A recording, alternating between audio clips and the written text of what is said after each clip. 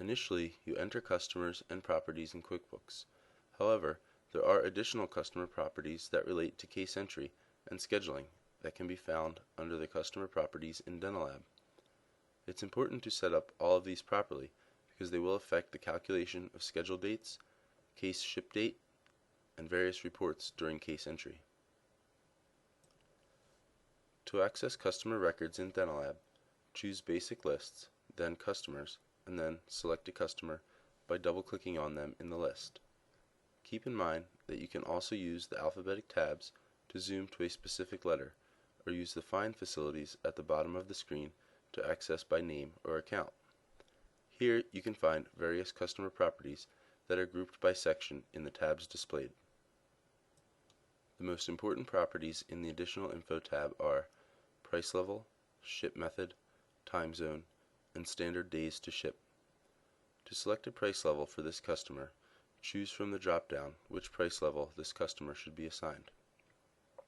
Ship methods allow you to select the standard way to ship a case from the lab to the customer. This will automatically be transferred when entering a new case for the customer, but may be changed for a specific case. Time zone can be expressed as a number, the name, or abbreviation of the customer's specific time zone. We recommend that you express this as a number of hours plus or minus from your lab. 0 would mean that the customer is located in the same time zone as you are.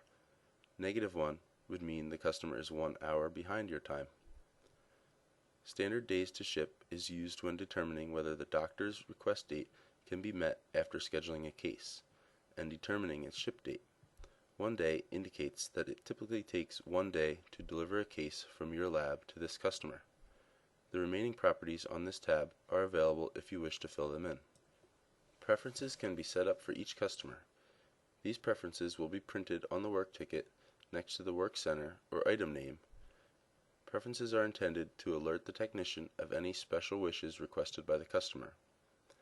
These will be available for review and editing whenever a case is opened. To add a new preference, select the appropriate tab for preferences by either work center or item. Choose the item or work center you want to specify a preference for, enter your initials, and the actual text you want to be displayed on the work ticket. Click the Add button to assign this preference to the customer, and then click OK to save. To remove a preference, highlight the preference from the list and then click Remove. Customer alert messages can be set up for each customer. These will be displayed whenever a case is opened or created. Alerts are intended to alert the user of any special circumstances involving the customer. You may establish as many customer alerts as needed. To create a new customer alert, select Alert Entry and Expiration Dates. Enter your initials and the actual alert text. Click Add to assign this alert to the customer. To remove an alert, highlight it from the list and click Remove. Each alert will be displayed in a small window until the date of expiration. The alert will be displayed each time a case is created or edited for this customer. You may enter multiple alerts for a customer or combine several texts into one alert.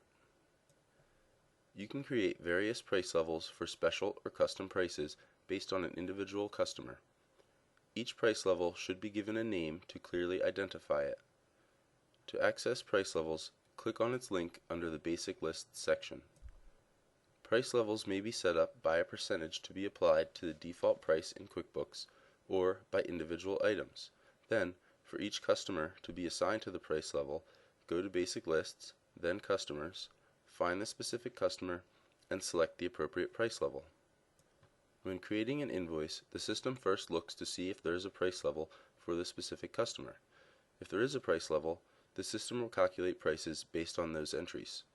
If there is no price level, the default prices from QuickBooks will be applied to the invoice.